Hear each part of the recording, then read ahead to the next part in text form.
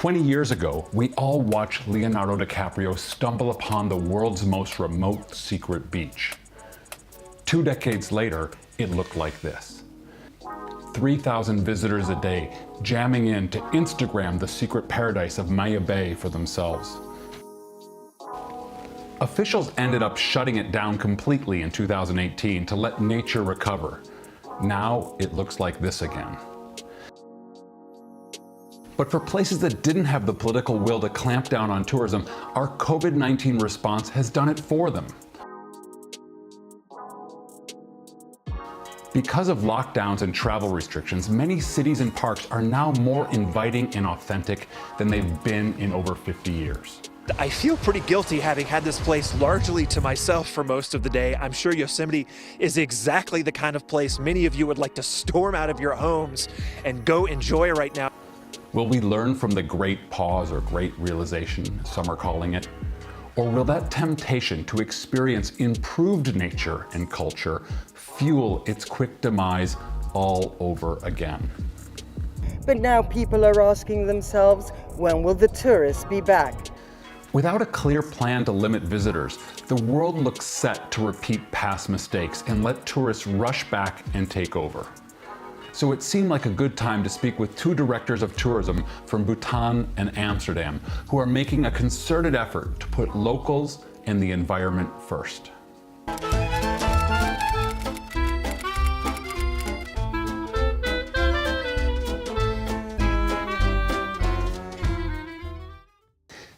Before I get to the interviews, it seems worth mentioning that there aren't many places left to discover. There haven't been for ages. So instead, travelers are addicted to the buzzword promises of secret, hidden, untouched, undiscovered places. And no one knows this better than travel influencers and the media. Just look at this guy. Then you will experience those things where you don't have to deal with huge crowds. So nobody knows about it except for the 357,000 people who just watched this video? Looking for the next Iceland? We've got you covered. The travel media loves selling off these fragile cultural gems that don't belong to them to boost their clicks. Even National Geographic got in on the action. Travelers just can't resist these buzzwords. It's like giving raw meat to lions. The temptation for secret places and elusive authenticity feels just like too much for us to resist, even though we know our unregulated presence kills the very thing we so desperately want to experience. Authenticity is this indescribable magic ingredient. It's what makes a place feel real. And generally, a large part of what makes it feel real is seeing the culture in action, not just seeing a bunch of other tourists all trying to see the culture in action. Let's say that the culture is like this piece of cake, and the tourism is the layer of frosting on top. The frosting only really works well if it has cake underneath. It needs a foundation. Destinations will say that tourists still show up even when places are packed with tourists. Yes, that's true. And there are people, like this guy, who will eat jars of pure frosting without a cake in sight. But is that who you really want to visit you? Is this what you want your destination to become? It's up to the destination to protect the experience because no one else will. It caught my attention 20 years ago when CBS correspondent Morley Safer traveled to the Kingdom of Bhutan to take a look at their brave new outlook on tourism. Gross national happiness. Any American politician or bureaucrat would be laughed off the platform trying to sell that one. But here it is quite simply the goal and purpose of responsible government. And though it has the world's highest unconquered peaks, it banned mountaineering. The herdsmen who lived on the base of these mountains, who grazed their yaks on the base of those mountains, immediately petitioned the government, saying that what's going on? These mountains are sacred. And the government considered that and decided very consciously that the sentiments of these people was more important than the profits of tourism. In all, only 6,000 tourists are allowed to enter the country each year, and they are charged a steep price for the privilege. We follow a policy of high value, low volume tourism, and it has served us well. Things have changed a bit in the last 20 years. They still practice gross national happiness, high-yield, low-volume tourism, but instead of 6,000 visitors, they have 65,000 annual international visitors, plus 200,000 more tourists each year from India, Bangladesh, and the Maldives who pay considerably less. And there's currently no limit. In other words, it's getting crowded in some spots.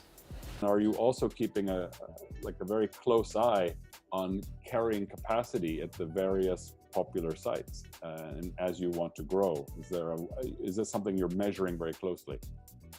No, this is something very important.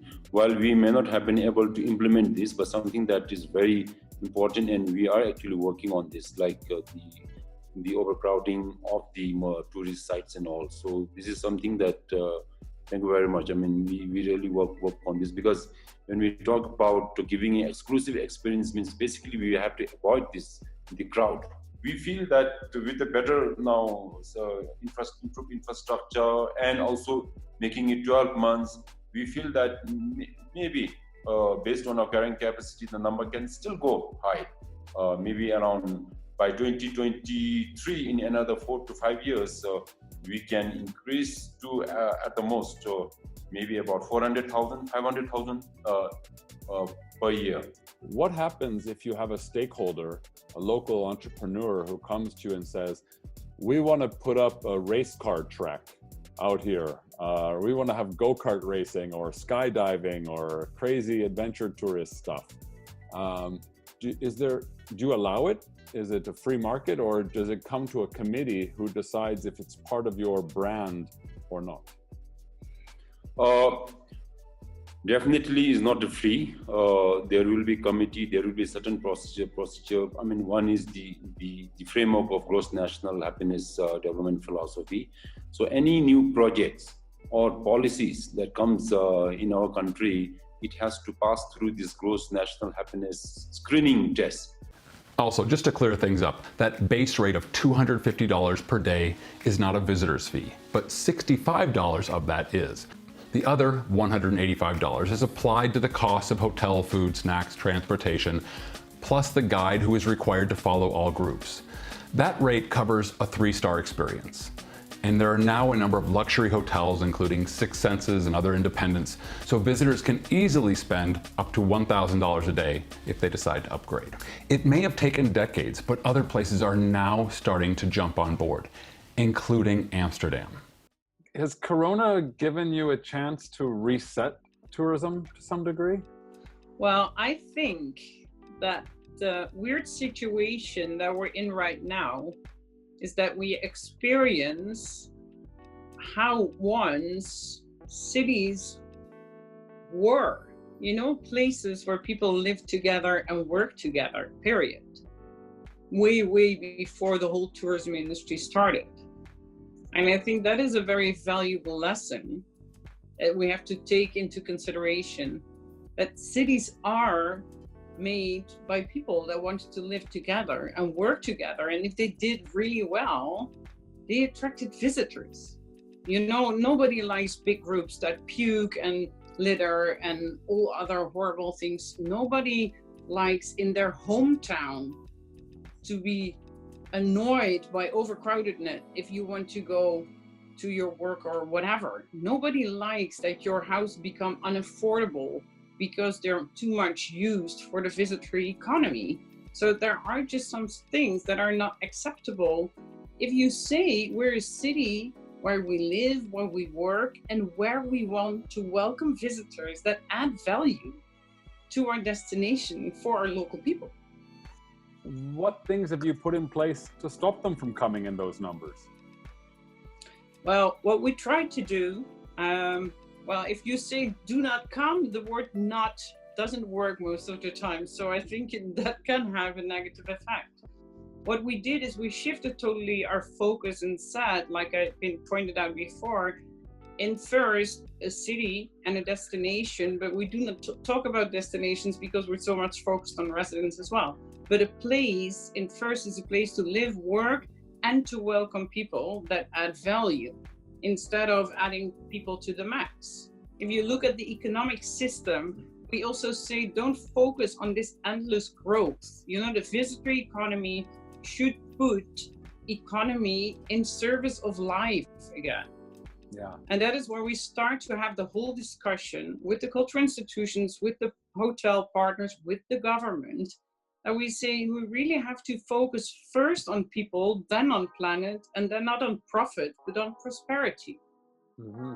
So if we look at people, we should go back and say like, okay, what does this industry add for our residents? What does the industry give in the prosperity to our residents?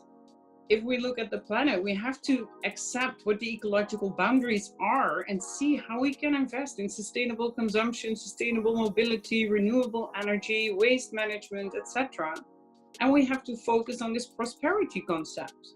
Because in the long run, we want to take care that this city is a great destination to live, to work, and to visit, also for the coming up generations. Clearly, these destination leaders have a holistic approach to tourism, and it was a sincere pleasure to speak with both. But I have to admit, I was a bit surprised to see them headed in slightly different directions. Amsterdam is leaning more towards Bhutan value over volume visitor approach, and Bhutan is looking to increase volume while using Amsterdam's strategy of spreading visitors out. While both were concerned with a quality experience and avoiding overcrowding, neither were in the process of putting visitor limits in place, nor creating the tools to make that happen.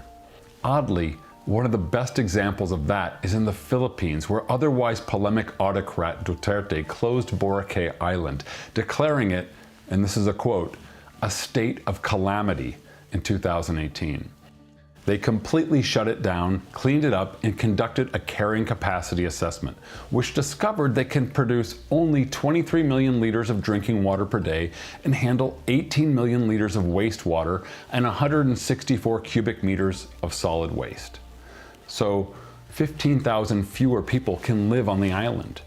And that means they can only handle 19,215 visitors at once, which means they have too many small hotels, 181 too many to be precise.